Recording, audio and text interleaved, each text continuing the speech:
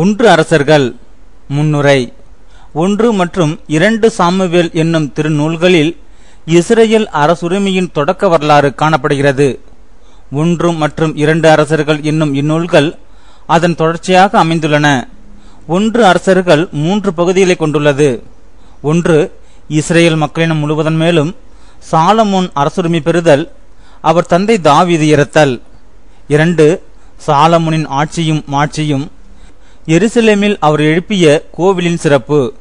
3 நாடு தெற்கு வடக்கு என்ற 2 அரசுகளாக பிரிதல், அவற்றை கிமு 850 வரை ஆண்ட அரசர்களின் வரலாறு. இவ்விரு நூல்களில் ஒவ்வொரு அரசனும் ஆண்டவருக்கு அவன் காட்டிய பற்றுறுதிக்கேற்ப தீர்ப்பு வழங்கப்படுகிறான். ஆண்டவன் காட்டும் பற்றுறுதி நாட்டுக்கு வெற்றியை தருகின்றது.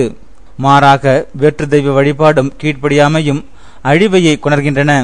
இந்த அளவுகோலின்படி வடநாட்டு அரசர்கள் எல்லாருமே தீய வழியில் நடந்தார்கள் என்றும், தென்னாட்டு அரசர்கள் சிலரும் அவ்வாறு நடந்தார்கள் என்றும் காட்டப்படுகிறது.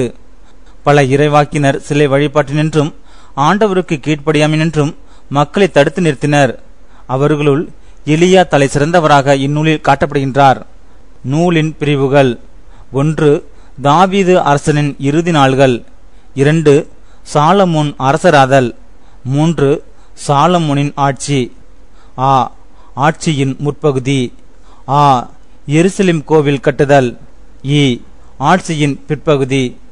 4 பிளவுபட்ட நாடு. வடகுலங்களின் கிளர்ச்சி. யூதா இஸ்ரேல் அரசர்கள். இறைவாக்கினர் எலியா. இஸ்ரேல் அரசன் ஆகாபு. யோசபாத் அகசியா அரசர்கள்.